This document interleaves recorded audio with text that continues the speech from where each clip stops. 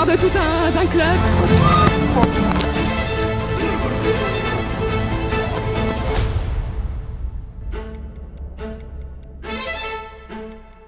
Mesdames et messieurs, bonjour. Merci d'être fidèles à ce rendez-vous, le tirage au sort de la Coupe de France, pour le coup masculine uniquement cette fois-ci, dans les locaux de la Maison de la Radio et de la Musique à Paris, dans le 16e, dans les studios de France Info et ici ex-France Bleu, partenaire de la Fédération française de volley. Bonjour messieurs. Bonjour. On reconnaît des visages fidèles, celui d'Éric Tanguy, président de la Fédération. Bonjour Éric. Bonjour. Et puis de Maurice Sidibé, francilien, agnérois. Exact. Et vous étiez dans le coin, on s'est dit, soyez le bienvenu et venez faire cette main innocente aujourd'hui pour le tirage au sort des quarts de finale de la Coupe de France masculine. Petit point, Éric, sur l'actualité de la fédération, c'est cette belle médaille de bronze qui revient d'Australie. Tout à fait, des championnats du monde de beach volley, la première médaille lors de championnats du monde de l'histoire de notre fédération, puisque la meilleure performance, c'était 8e de finale. Et cette année, on a une équipe en 8e de finale et une équipe qui gagne la médaille de bronze face à la paire médaille d'argent olympique. Pour moi, le beach volley, le souvenir qui me restera à vie sans doute, c'est ce stade au pied de la Tour Eiffel, où après, plus tard, les garçons du CC Foot ont gagné la médaille d'or. C'était un moment exceptionnel. Vous avez eu l'occasion de voir un peu le beach volley ? Oui, tout à fait. J'ai assisté quasiment presque tous les matchs de nos équipes de France, hommes comme femmes, près de la Tour Eiffel. Et c'est un site qui restera dans l'histoire du beach volley, tout simplement. Dans l'histoire des Jeux Olympiques, je pense même. L'histoire de la Fédération française, c'est aussi cette team Yavbou. Ça vous parle, Maury ? Vous en faites partie, vous en avez fait partie en 2015 avec 2 beaux trophées. La Ligue mondiale et surtout ce titre de champion d'Europe. Quel souvenir vous en avez de cette équipe qui est encore un peu aujourd'hui en place dans cette équipe de France, évidemment, avec Irving Gapet, Tonuti, Grebennikov et les autres ? Ouais, j'en garde des très beaux souvenirs. Hein. Ça me donne d'ailleurs même un petit peu le sourire d'en reparler, beaucoup d'émotions exactement. Et ouais, c'est des beaux souvenirs. C'était déjà les premiers trophées aussi également, comme maintenant au beach volley, ce qu'ils ont fait d'ailleurs. Félicitations aux garçons. Et donc le premier titre de champion d'Europe, première World League. Ouais, j'en garde des beaux souvenirs. Ils ont continué sur leur ascension. Et puis, 2 médailles d'or aussi aux Jeux Olympiques, c'est aussi quelque chose d'énorme.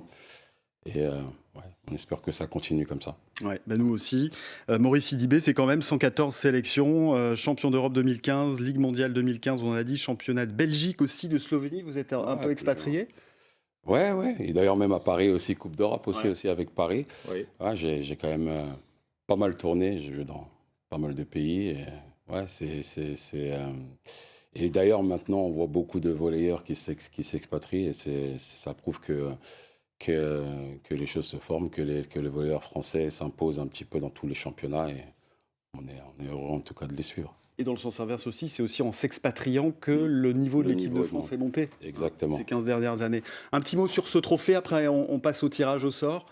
Ce trophée, c'est notre trophée identitaire de la Coupe de France. Donc c'est la 2e saison laquelle on utilise ce trophée, qui est fabriqué en France de manière artisanale par une petite entreprise du sud de la France. Et donc c'est un trophée unique qui pèse 7-8 kilos, qui est un très très beau trophée et que les équipes et les joueurs sont fiers de porter quand ils le gagnent. Ouais, je l'ai porté jusque dans le studio, je vous garantis, il va falloir qu'ils s'y mettent à plusieurs, même s'ils sont plus costauds que moi, les vainqueurs de cette Coupe de France. On y va pour ce tirage au sort des quarts de finale. 2 équipes de la Ligue B masculine, évidemment, Martigues, Saint-Quentin, s'ils sont tirés en 2e dans une confrontation, on retourne les petits bouts de papier, ce sont eux qui recevront leur adversaire. On y va, Maury ? Ouais, c'est parti. Allez, le premier.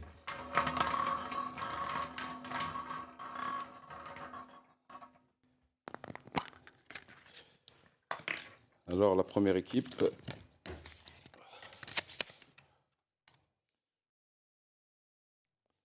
Chaumont.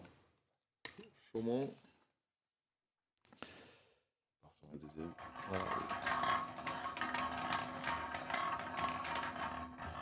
Donc, l'adversaire de Chaumont.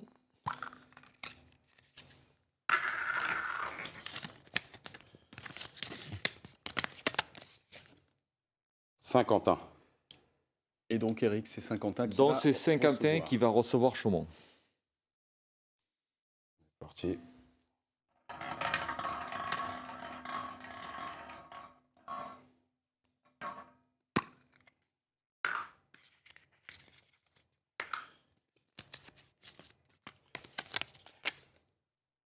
Tours.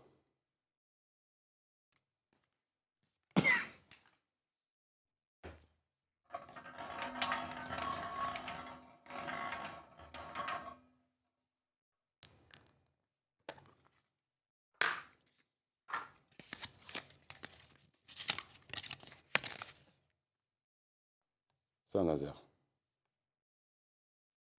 Deux équipes de la Marmara Spike League, donc il n'y a pas de changement dans l'équipe qui reçoit.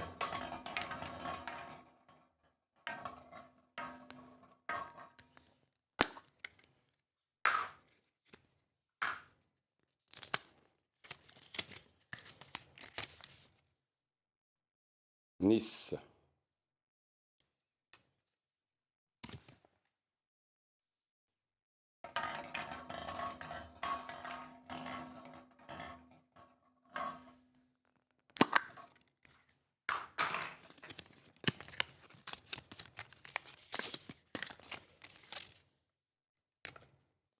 Martigues. Donc c'est Nice qui va se déplacer à Martigues, puisque Martigues est un club de Ligue B. C'est pas très loin, Non, il y a plus. ça va. C'est un derby Provence-Alpes-Côte d'Azur. Voilà. Là. Paris-Volley. L'équipe de François Huetz, le central de l'équipe de France. Meilleur joueur des huitièmes de finale.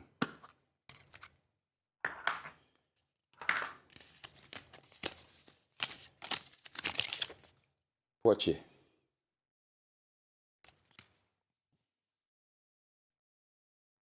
Donc voilà, c'en est tout pour ce tirage. Super, merci beaucoup. On refait une petite liste des confrontations. 4 matchs, Eric. 4 matchs. Donc le premier match, Saint-Quentin recevra Chaumont. Tours reçoit Saint-Nazaire. Martigues reçoit Nice. Et Paris reçoit Poitiers. Et ce sera le mardi 16 décembre, les quarts de finale de la Coupe de France masculine, mais aussi féminine. Et ce sera à suivre sur LNV TV.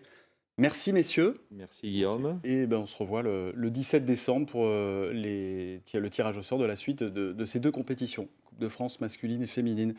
Avec ce beau trophée, on le garde ici ? Bah oui, Allez, il sera là. jusqu'au final à l'Adidas Arena. Il sera déjà là pour la prochaine fois. Les billets sont toujours en vente pour les billets, le final. les billets ont démarré avec un très bon début, puisque je crois que la première semaine, plus de 500 billets sont partis déjà en très très peu de temps. Donc voilà, le grand événement s'annonce. Merci beaucoup messieurs. À Merci. bientôt.